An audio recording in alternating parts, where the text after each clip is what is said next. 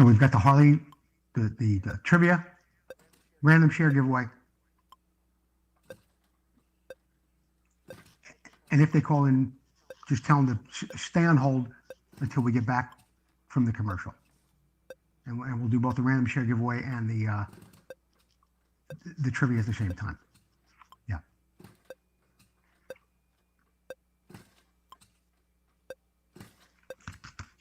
This International Motocross Museum, it's not a brochure. It's not even a program. It's an absolutely beautiful magazine that he put together. Phenomenal. I'll be talking about that during the show. Yeah.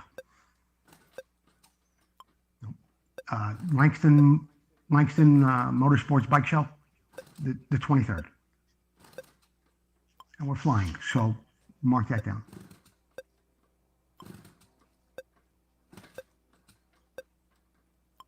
Yeah. And don't forget to have the dogs on time, too.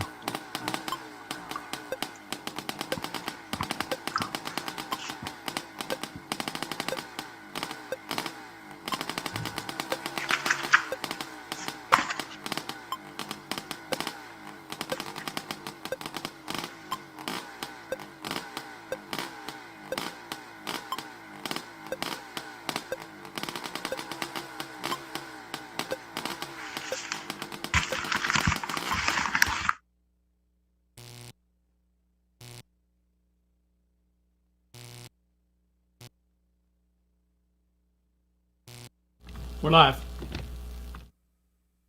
We're at the starting line. Let me tell you what you're going to see on tonight's show. And the next time try this segment, I'm going to give you a little tip on how to organize your shop. You're really going to like it. In the Moto Showcase, we take a look at a 1974 Honda CR125. And here's the problem. Your questions from the week will come in. We have them. We have answers. What's it worth? The 71 Yamaha DT250? Race day, we got some great coverage from Jordan and Brandon from last month. And just how I see it, I'll tell you more about the International Motocross Museum fundraiser. We've got trivia. Returns tonight. You can win a book by Keith Geisner, Finding Number 49. We got all that and a whole lot more coming up on Vintage Motocross Q&A.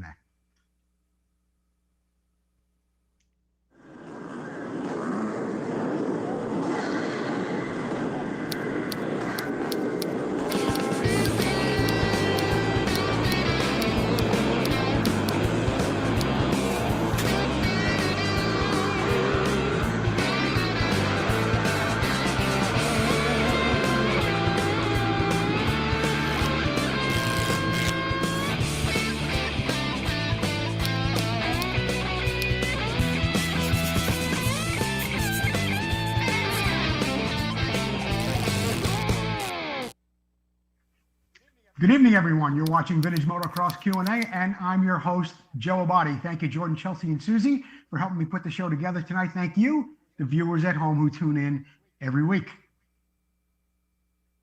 Don't forget to keep sharing the show, whether you're on Facebook or you are on YouTube. We will have a random share giveaway winner a little bit later on in the show. The winner will get a beautiful sticker sheet like this, compliments of Vinco. If you're on YouTube, be sure to comment Motion Pro. The YouTube channel is going great, but we want you to subscribe. Get your friends to subscribe. When you do, you'll get a little alert just like this up here in the corner of your screen. When you get that alert, you'll know we're live on YouTube as well as Facebook. Now, we've got something special going on. I'm really excited to tell you about this. This is compliments of Racer X and VMX Magazine. Now, here's what we're going to do. We want you to subscribe to our YouTube channel. Subscribe, get your friends to subscribe, not just watch the videos, but subscribe to the channel, okay? At the end of the month of October, we will be giving away 2 subscriptions, one to VMX, one of the greatest, if not the greatest, vintage motocross magazine out there. The quality and the color and the content is absolutely phenomenal. And of course, our good friends at Racer X are going to be giving away a subscription too. So, whether you share it on Facebook or however you do it, you got to get over to the YouTube channel and subscribe. Not just watch and like our videos, but please subscribe to our channel. Somebody's going to win a 1-year subscription to Racer X and to VMX Magazine. How's everyone enjoying the show at home? What's the best way to do it? Like a pro, you sit back on your couch, you watch it on your big screen TV in HD while you comment from your phone. It's a great way to do it. It's a great way to enjoy the show. And that's the way you should be doing it. Don't forget, keep those letters coming in. The Moto Showcase bikes, any of your comments and questions, please inbox me. I enjoy having your content on the show every week, as well as putting things together that we do as well. But the show is all about you, so keep that stuff coming. I really appreciate it. As always, I want to thank all of our sponsors: Motion Pro, Vintco, Racer X, Preston Petty Products, Golden Industries, Sunrise Vapor Blasting, Full Circle Racing, and Northwest Mako CZ. I hope I didn't forget anybody. The next time Drive This segment is brought to you by Vintco. We're going to do something a little bit different tonight. Space. Kind of at a premium for many of us who have smaller shops or maybe only have a shed. I don't know. But a couple of weeks ago, I was looking around my garage. I looked across the way and I saw some shelves that I'd put up a while ago, and they began to look quite horrible. It was a place that became an area to store boxes and parts in little bins, and I had to do something about it. So here's what I did. I took all those shelves down. I went out to Home Depot and I bought myself some 1x2 and 3 sheets of pegboard. The whole kit and caboodle cost me about $125. I framed out the wall, which didn't take me too long. And with some basic hand tools, you can do that as well. I hung up my pegboard and then got all the stuff out of the boxes that I had, and I began hanging it up on the wall. Now, whether you're a professional restoration guy or you do it as a hobbyist or you're just a guy that has a lot of stuff, pegboard is an absolutely fantastic way to store your parts, especially smaller flat stuff, whether it's engine covers, sprockets, handlebars. You can pretty much get everything but a complete set of wheels and maybe a whole engine on that board. But the most important thing is you'll know where your parts are, and when you refinish something or you paint it or polish it, there's an absolutely great place to store it, and you don't have to worry about it getting scratched or being stuffed under some workbench somewhere, never to be seen again. So get out there, get yourself some pegboard. Organize your shop, hang up whatever parts that you have, and whatever's left over, you can go out yourself and get yourself, 8 or 10 sponsors, hang up your tools, and you can start your own show, just like Vintage Motocross Q&A. I want to thank Vintco for being a sponsor of that segment. Vintco, keep the ride going. In the Moto Showcase tonight, we take a look at a 1974 Honda CR125 that was sent to us by Paul Delanoy. Did an absolutely phenomenal job. I don't think I've seen, very, very few bikes with as many details as this. Jordan will go through the slides while I tell you a little bit more about what Paul had to say. In June of 2020, it's a 75, not a 74. In June of 2021, I purchased a 75 CR125 from a gentleman in Missouri who had raced it in the ARMA series. It was running, but it needed to be refreshed. So we at PGD Moto Builds decided to do that. The bike was stripped down to the frame. The engine was removed and sent off to expert mechanic Ryan Wilson. And from there, I decided to go with an all red frame and fuel tank, recreating the bike I had when I was just 16 years old on a cold Iowa winter. And I did all that. I painted it red, and this time I would do it right. I inspected the frame. I inspected all the wells. I had it stripped, and I had it powder coated from Condello. I sent out the hubs and brakes to Josh Lynn at W for their full service restoration. The hubs were restored and laced up with silver XL rims, silver spokes, and gold nipples. All the hardware for the bike was delivered from Savon Plating in Arizona, and a lot of the other parts were replaced as far as hardware goes from Spec Bolt. I used the following products to rebuild this bike: Vintco for the engine parts, bearings, and seals, REMX for various parts, VMX Racing for the red fenders, bike graphics for the other plates. I used Dunlop tires, Renthal bars, Mica metal handlebars, and ASV controls. I had the Olean shocks rebuilt. I purchased 73 front end for the bike, and I used that fork and the front wheel. It's got billet triple clamps from Advanced Machining, billet DNR countershaft cover from Dallas Neibold, and a billet ignition cover. And I'm waiting on some parts from Carl Landers and a few other bits and pieces of titanium. But right now, this is the bike I had, but it's a whole lot better than it was when I was 16. I want to thank Paul Delanoy for sending in that beautiful 75, not 74, my mistake, Honda CR125. Paul, please get me your mailing address. I will get you a mug just like this, compliments of Vintage Motocross Q&A and Preston Petty products. The Preston Petty special this week are 2 fenders and a set of GP grips for just $110.95. $110.95. Get over to PrestonPettyProducts.com. In the Here's the Problem segment tonight, we look at some of the questions that you've sent in the past week or so. Jordan, what do we have up first? Craig Smolin with 1L. On water-cooled bikes, why do they come with a 1.1 radiator cap and not a 1.8? Everyone seems to switch to a 1.8 anyway. Let's talk a little about radiator caps and what 1.1 and 1.8 means. When you have a 1.1 radiator cap, as the bike heats up or it begins to overheat, there's a spring on a radiator cap. It will release the pressure and you will lose some of the coolant at that point. If you have a 1.8, the spring, much like a shock spring, is a little bit stiffer and you're going to retain that water. It's not going to leak out through the overflow, but of course the engine is going to run a little bit hotter. So now, why do guys do it? Let's go back to why the factory puts a 1.1 on from the beginning. Number one, they're generally on your motocross bikes. When you're racing around a track, there's plenty of cold air. There isn't a problem with the bike cooling off. So they put a 1.1 on there because very seldom are you ever going to see an overheating problem while an actual motocross race is going on. But a lot of guys then take those bikes or they take their dual purpose bikes or their enduro bikes and they put a 1.8 cap on there. This is because they don't want to lose the coolant as they're out riding slower in the mud, through the woods. The bike is going to heat up and they're going to begin to lose fluid through that cap, through that overflow. Now, it's not going to do it when you have a 1.8 cap on there. However, there's going to be more pressure in the engine. Okay. I was reading about this too, and I asked a couple of people about it. The PSI goes from about 15 or 16 when you have a 1.8 cap before it begins to leak out. When you put a 1.8 cap on, not a 1.1, but a 1.8, the pressure may go up to as much as 22 or 23 pounds per square inch. You're not going to lose the fluid, but you're running the risk of maybe a line giving out, one of your radiator hoses. Okay. So when you see guys do that and they go to a 1.8 radiator cap, they should be replacing the hoses as well because more pressure is building up in that engine. Yes, you're not going to lose coolant so quickly, but you're going to have more pressure from the coolant inside the engine, and it's not going to come out through the cap. It's got to go somewhere. So that's why guys use 1.8 and take off the 1.1. That's why the factories use a 1.1 and not something greater than that. So I hope that helps you, Craig Smolin. So if you're going to replace the 1.1 with a 1.8, make sure you change the hoses as well. Rick Conley, thanks for the tip on removing the bolts of my triple clamps. Your advice worked a charm. Many times people send me a question during the week and I don't use it. Well, I use it on the show, but sometimes they need an answer immediately. And Rick Conley happened to be in a little bit of a jam where he had a more modern bike with an aluminum triple clamp like you're going to see here in the picture, and it has a steel bolt. We've talked about this before. He said he could not break the bolt. He was afraid he was going to snap it. Of course, if he snaps the head up the bolt, you're looking at drilling it.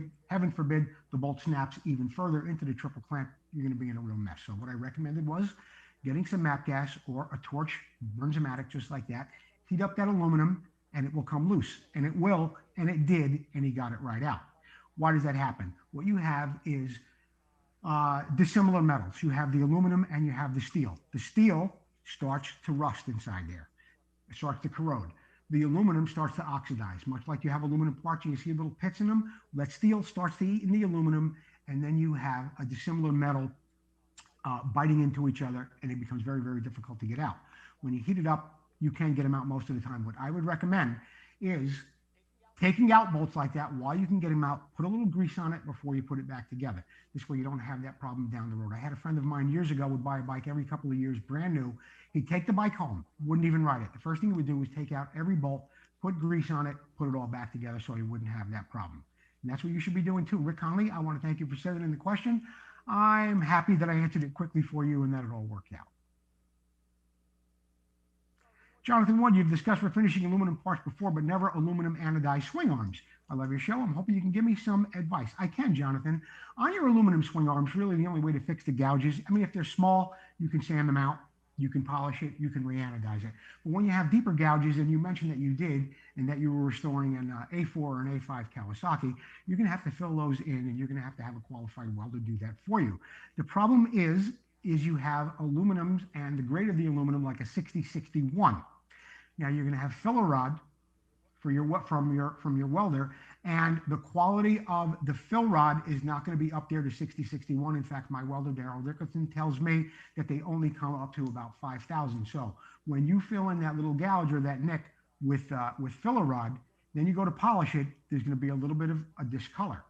It's not going to be quite the same as your swing arm. Even when you polish it, when you go to get it anodized again, you might see that. Now, you can ask your welder what type of filler rod he uses. If he's going to use anything under 5,000, like 4,000, it's going to come out even darker. So make sure you tell him and discuss with him about the quality of the filler rod and the quality of the aluminum on your swing arm. There's not really much you can do about that. When you go to get it anodized, you might see a little bit of a discolor, but that's just something you're going to have to probably live with in that situation. I hope that answers your question. I'm Steve Wise. You're watching Vintage Motocross Q&A. We'll be right back.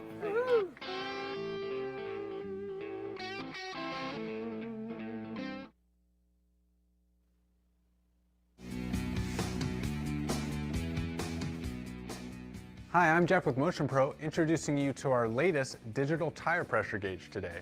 Now, this has proven to be one of our staple products. It is trusted by race teams throughout the industry, as well as Dunlop tire techs.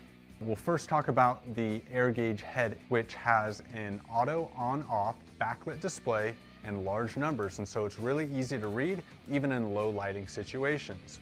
It reads 0 to 60 PSI with high precision down to 0.1 PSI and accuracy of plus or minus 0.6 PSI.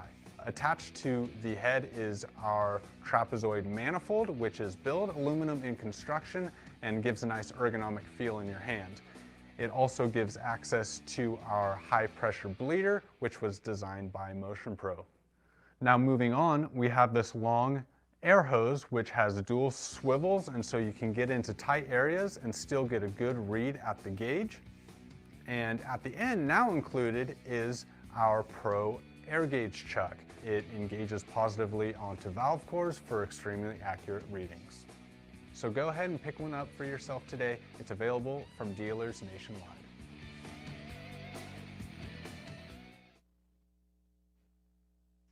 Another great product from Motion Pro. We've got race day today. Jordan and Brandon were out in the field last month. They were at a race at Territorial MX, and there was a really great race going up there for the cure, cancer, of course. And Brandon was out there with his microphone. Let's see what Brandon and Jordan came up with on race day.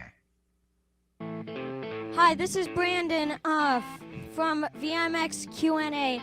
We're here at the Eugene MX Park doing the race for the cure, and all the proceeds for this race go to research for cancer.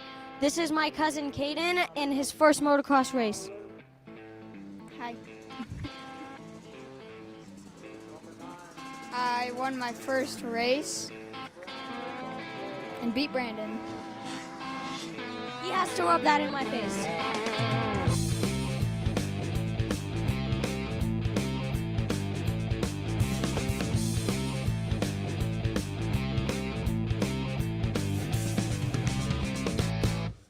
Can you please tell us about this race?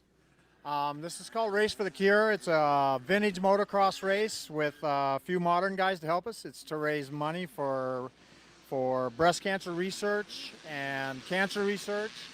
And it's also, we donate to what is called the Believe Boutique, which for people who lose their hair when they have chemotherapy and stuff. They lose their hair, and they give them wigs and hats and scarves and stuff like that, all for free. So basically, it's just a bunch of us moto heads that want to come out and ride wearing some pink gear. And pink is just really fun color to wear, and everybody seems to get into it. I get into it. I like wearing it.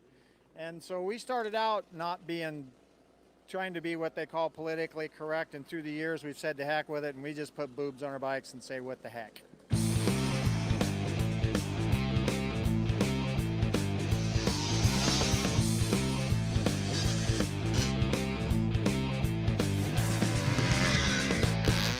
Hey, Willie. Hey. What's that? Oh, we got brisket going for our big dinner tonight. What's brisket? Brisket? Well, there's brisket and tri-tip. Well, this is actually tri-tip here. Brisket's a piece of meat, big piece of meat that's been smoked and really good. It's a barbecue. So we're going to feed a lot of people. There's probably going to be 80, 90 people show up. So I hope you come and have some food with us today. That sounds good. Yeah, it's good.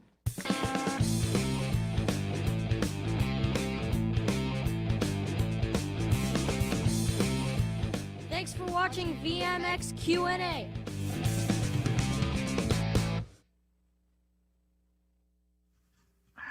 Great job by Caden and Brandon, and hats off to the guys up there at the Pacific Northwest for doing that for cancer research. Great job again. And Jordan, yeah, I know you were there too, so thanks for that coverage from race day. In the What's It Worth segment tonight, we take a look at a 1971 Yamaha DT250 Enduro. Jordan's going to go through the slides where I tell you a little bit about this bike. This is, of course, the part of the show where we encourage you to comment what you think this bike recently sold for. Two things I can tell you is that the bike sold on July 11th in Michigan. So put in the comments what you think the bike sold for as I read off the description. It's a 1971 DT1E 250 Enduro. It's a nice original condition bike. It runs and shifts and stops great. It's got lots of power and it's fun to ride around town. The blinkers, lights, and horn all work. It is a matching numbers bike at 31078. It has only 4,045 miles on it. Everything works great except the tack needle bounces around and the glass is gone on the tachometer. The exhaust pipe has a patch on it. It did have a hole in it. Other than that, everything else works 100%. And all of it's there, and it's a great survivor for its age. And I would agree, it is a survivor, and it is a great looking bike for a 50-year-old machine. The paint looked nice. Everything was complete. I'm really impressed at the fact that the chrome looked nice and all the blinkers and lights were there and everything worked on it. Now, the early DT1, 68, 69, they go for some pretty serious money. But what do you think this nice original running DT1 actually sold for? 1971. It's in Michigan. Sold back in July. $2,000, $2,500. This bike sold for just $1,825. $1,825. I thought that was a great deal for a classic DT1 that you could really bomb around probably in town on it on a Saturday and have some fun. $1,825. 1971 Yamaha DT1 250. Full Circle Racing, still running a great special on refinishing your hubs. They will bead blast them, powder coat them, change the bearings if you have to. For just $50 a hub, $10 more for the backing plate, and they will do that either in a gloss black or a satin finish for just $10 more. Tom McAllister will make them any color you want. So be sure to get a hold of Tom McAllister at Full Circle Racing. It's your one-stop shop for lacing, truing, for modern and vintage, spokes, nipples, rims, you name it. Tom McAllister's got it, and I want to thank him for being a sponsor of Vintage Motocross Q&A. Have you ever heard of an MZ? An MZ motorcycle. I'm going to tell you a little bit about it while Jordan goes through the slides. In 1906, Danish entrepreneur Horgen Skaft Rasmussen bought an empty textile mill in small town of Saxony, and he started making a steam valve equipment. In 1917, he revealed to the world that he was going to make a steam-powered car, and it was called a DKW at that time. In 1920, he started producing motor-assisted bicycles, and by 1929, he was making 60,000 motor-assisted bicycles a year. In 1930, he revealed something called an RT125 model. It was fitted with a new motor designed by Merman Weber. It's a humble little single-cylinder, 3-speed unit construction. It subsequently achieved greatness. Now, you may remember MZ, and you may remember them in GP racing. Although they were bridesmaids in Grand Prix circuit, the same cannot be said for the MZ when it came to the factory's performance in international 6-day trials events. To put it bluntly, they dominated for almost a decade. Look on the fuel cap that's in that picture, and you'll see it there. From the early 70s, MZ, and late 60s even, MZ was right there and rightly proud to be crowned World Trophy winners every year from 63 to 67, and once again in 1969. From the fast, dry days of the mountains of Saxony to the cloying mud of the rain-soaked 1965 competition at the Isle of Man, the disciplined MZ team had some robust machines, and they sure did win a lot of races. In response to that demand, MZ factory manufactured a limited number of international 6-day trials machines, and they were available to the public for competition use only, of course. The factory built replicas. They are quite rare, and they are highly sought after by collectors today. And now you know all about, well, you don't know all about an MZ, but you know about their international 6-day trials bikes and how they got started. Go online. You can learn more about the MZ motorcycle. Oh, Sunrise Vapor Blasting, Mark Farriester. I've been sending Mark stuff for couple of months now. Everything he sends me comes back perfectly. Turnaround time is absolutely phenomenal. And I've heard some rave reviews from some of our viewers too, that they've been sending Sunrise Vapor Blasting parts and really, really happy with the way they get things back. So whether it's for your car, plane, motorcycle, or boat, get your stuff over to Mark Farriester at Sunrise Vapor Blasting. Your stuff will come back just like that. And whether it's got some brass fittings or some other things on your part that won't be removed, Mark will take care and make sure you get it back without any change to the profile. It'll come back just as clean as new, probably better. Thank you, Mark Farriester and Sunrise Vapor Blasting. Trivia. Oh, yeah. It's the first of the month, so trivia returns. And of course, once again, we are giving away the book, Finding Number 49 by Keith Geisner. Okay? This is a live call-in contest, so if you are watching this on a rerun or at a later date, don't call in because nobody's going to pick up the phone. And you are going to win this book. So let's take a look at the question. Now, the AMA had a claiming rule. There's a long story that goes with this, and if you go over to mxworksbikes.com, you can learn more about the claiming rule on Terry Good's page. But the AMA had a claiming rule back in the Works Bike days where if someone was in that race, entered in that race, okay, and the winner of the race comes in first, obviously, you as a competitor in that race could put in a claim for that bike. There was a rule that you could do that. You had to come up with a certain amount of money and go do that in a certain amount of time. And you could walk away with a factory race bike for maybe $4,000 or $5,000. A lot of money at that time, but that's a story for another day. It was attempted several times, but it was done once successfully, and a bike was claimed after a race. I would like to know whose bike was claimed and who claimed it. Whose bike was claimed and who claimed it. You could call in. Area code 925-234-8181. Operators are standing by. It is a live call-in contest. You will win a copy of Finding Number 49 by Keith Geisner. Whose bike was it and who claimed it? We'll have a call-in later on. Somebody will be live, and we will announce that. But keep trying. Whose bike was it? Who claimed it? In the Just How I See It segment tonight, I want to tell you about the International Motocross Museum event that I went to this past weekend. This, of course, was the event that has been postponed for almost 2 years by Terry Good, and it is a fundraiser for the museum that he is going to build. He, of course, has amassed a collection of works bikes that are second to none in the world, and they were all on hand this weekend. Well, not all of them, but about 40 of them. He had Bob Hanna's OW27, Bob Hanna's OW13, Marty Smith's Type 2 Honda, and so many others. This was an absolutely phenomenal event that went on all day on Saturday. Many of us got there at 8:30 or 9 o'clock in the morning. We were able to walk around and see every bike in detail so closely. Then we were treated to a very, very special luncheon at that time. The food was phenomenal. And then Ricky Johnson went on to announce some of the things that were going to happen in the evening. Roger DeCoster was on hand. Bob Hanna, Roger DeCoster, Warren Reed, Steve Wise, and so many more. And there's a picture, of course, of Scott Wallenberg from Racer X and my friend Tim Buck. The Roger DeCoster collection was there.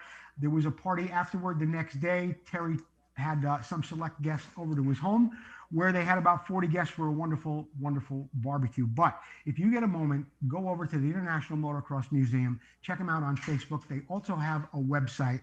And do what you can to get involved with this organization. Now, there's two things that I want to talk about. Number one, this bike was there, which is the prototype of the Honda CR125. This was put together by a gentleman who was really the man of the hour, it seemed.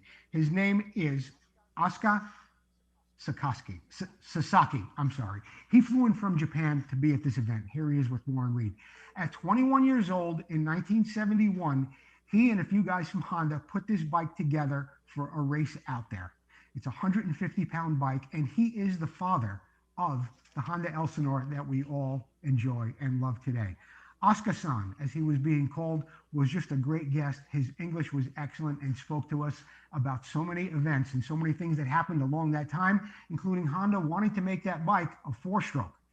But Asuka said, no, it's going to be a 2-stroke. He did that. The bike went down in history, and he was there to tell us all about it. I also want to mention that Ricky Johnson did an absolutely phenomenal job as the MC and went on for 3 hours. Yes, Bob Hanna was there, and he was in rare form. Roger DeCoster told some stories as well as Keith McCarty, Brian Myerscough, Dave Arnold, Steve Wise, and Warren Reed. It was an absolutely phenomenal event. I want to thank Terry Good for doing that for everybody. And if there is another one, I would strongly advise that you all get there. Thank you, Terry Good, Cindy Good, and everyone who helped put that show together. And right now, we're going to a commercial break. When we come back, we are going to have the winner of tonight's random share giveaway and the trivia contest. We'll be right back.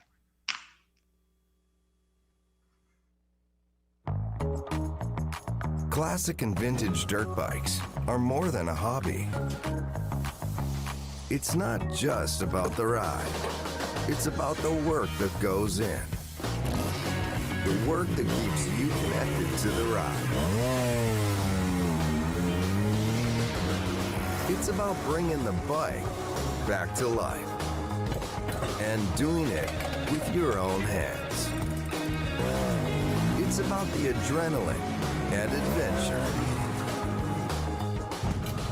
And when it comes to putting all the pieces together, only Vinco knows the bikes and parts the way you do. Vinco, keep the ride going.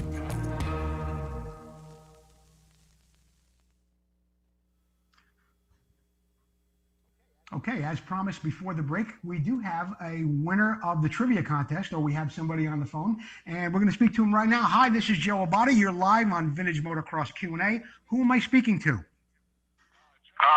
Hurley Stewart in Chesapeake, Virginia, Joe. Thanks for joining us tonight, Hurley Stewart. And the question was, there was a bike claimed at a professional AMA motocross event. I wanted to know whose bike it was and who claimed it. It was Marty Trites' red 250 Elsinore, and John Roeder got it in California. You are absolutely correct. And that was a day that went down in history. Here's a picture of the bike, the number 14 RC250 of Marty Tripes. Hurley, I don't know if you spoke to Susie before you got on the phone with me, but did you give her your address? No, sir, I did not. Okay. That's one thing, I used to work with Marty Trites at Bultaco International, so it all worked out. Oh, that's really great. I'm glad you won the book, and I'm going to give the phone back to Susie. She's going to get your address, and we will get you a copy of Finding Number 49 by Keith Geisner. Thank you, sir. Thanks, Hurley. Thanks for calling in. Okay. And while we are at it, being we have the winner of the Finding Number 49 by Keith Geisner book, I have a note here from Susie from just a couple of minutes ago. The winner of the random share giveaway, this lovely sticker sheet compliments of Vidco, is Robert Cure. Robert Cure, you are the big winner tonight in the random share giveaway contest. Robert Cure, if you're still watching the show, get me your address and I'll get you that sticker sheet. Compliments of Vidco. This week in motocross history, brought to you by Racer X. What do we got up first, Jordan? Unadilla, 1980, Suzuki rider Kent Howerton wins the third round of a 4-race Trans USA Series at Unadilla in upstate New York. Howerton won 3 of the 4 rounds on his way to the series title, which he also won in 1979. The Unadilla was raced under a bit of a dark cloud, as riders and race fans were just learning of the passing of longtime factory rider Galen Mosier, who was killed a few days earlier in a cycling accident up in Unadilla. So yeah, it was a great day for Kent, but it was a sad day for all of us in motocross when we lost Galen Mosier. That was the 31st, I think, of September. So that was this week in motocross. What do we got next, Jordan? 1982, Loopy at Redbud. With the Trans USA Series fading, Redbud hosted the second round of a 3-race championship. None of the factory teams were participating, having told the AMA that they thought the series wasn't worth the investment anymore. As a result, the AMA files an antitrust lawsuit against the manufacturers for $15 million. KTM rider Donnie Cantalupi was the overall winner at Redbud that day. He was followed by first-round winner Dave Hollis, a privateer Suzuki rider, and Husqvarna's Chris Bigelow. Both Hollis and Bigelow hailed from Michigan, with Cantalupi coming in from Northern California. And way back in motocross history, 1960, Flying Brian Myerscough is born. Brian Myerscough, of course, a mini star, went on to be a factory Suzuki rider in the 125s. I had a chance to meet Brian this weekend at the International Motocross Museum fundraiser. We talked a bit about his career, and he has agreed to be a guest on Vintage Motocross Radio. So, happy birthday. It's in a couple of days to Flying Brian Myerscough, and I look forward to talking to you on Vintage Motocross Radio too, Brian. Thanks for being such a great guy. Announcements. The announcements are brought to you by Golden Products. You've heard me talk about them. They make this amazing filter. It's made of billet aluminum. It comes in silver, blue, orange, and red. It fits all types of bikes, whether it's minis, full-size bikes, adventure bikes, or off-road, or street bikes. Get a hold of Golden Products and get your filter. It's the absolutely last filter you're ever going to buy. It can be cleaned indefinitely on the trail, in your garage, or on the street. In fact, they are looking for distributors, so get a hold of them at goldenpro@yahoo.com. Thank you, Elon Golan. Vintage Motocross Radio. It's available not only on Facebook and on YouTube, but of course we are on Spotify, Apple Podcasts, Breaker, Castbox, Google Podcasts, Overcast, Pocket Cast, and Radio Public. So you can listen at any time, in your car, at home, to all those great interviews. And we've got over 50 of them now, and we've got more to come. I lined up a couple of interviews this weekend when I was at the International Motocross Museum event. And while I was there, I did get to meet Mr. Know-It-All, Vic Krause, and I will be giving Vic Krause a call. I'm probably going to be starting these interviews. We may be able to squeeze one in October, but definitely November. Probably going to have 2, maybe even 3. So stay tuned to Vintage Motocross Radio, and you'll find out who's coming up first. Probably going to be Vic Krause, and then Brian Myerscough. But we got some other surprises for you too. This weekend, the return of the Coupé Classic. That's this weekend, October 9th and 10th. That is at Marysville Motocross. They've got a class for everybody, and Dave puts on an absolutely phenomenal event. There's a food truck. There's a class for everybody. It's on the 9th and it's on the 10th at Marysville Motocross. The event I've been telling you about for 3 months and mentioned on the show every week, the Field of Dreams event with ACR and American Classic Racing, has been canceled. That's been canceled. It was supposed to be on October 15th, 16th, and 17th, and now they're not having it. I don't know what happened. I don't know what went wrong. Scott Burner's still having a race, though. October 16th, SoCal MX Fall Classic at Glen Helen, featuring the second running of the annual Marty Smith Memorial Cup. Always a lot of free swag down there. Burner also putting great classes together, something for everybody, from modern to minis and all the vintage classes as well. Get down there to Glen Helen and support Scott and Debbie Burnworth, a great couple who do so much for vintage racing in Southern California. The Langston Motorsports Motorcycle Show. That's coming up. It's the 5th annual collector bike show that's coming up on the 23rd of October. So that's about 3 weeks away. It's from 9 in the morning till 2 in the afternoon. That is at Langston Motorsports on Illinois Avenue in Paris. There is free admission. They are expecting over 200 bikes to be there. And those Southern California boys, they do it, and they do it right. There's been some phenomenal bikes there in the years past that I've seen pictures of, and I've been told about them from both Grant and Gerald Langston. You can expect to see some great riders down there as well. I know Gary Jones was there. Donnie Hansen showed up. Marty Tripes, and there'll be a lot more people as well. And yours truly is the MC for the day. So I'll be down there with the microphone talking to all the legends and some of the riders about their bikes on October 23rd. It's a Saturday, and it's coming up. Oktoberfest, Tammy Greenhill, putting on another event at Glen Helen. Kids ride for free, thanks to Rod Lake Racing, and this is a combined event with Tammy's Old School Scrambles group and ARMA as well. So on Halloween, it's a Saturday, October 31st. Get down there to Glen Helen for another great event put on by Tammy Greenhill. We are now at the finish line, which is brought to you by Northwest Mako CZ.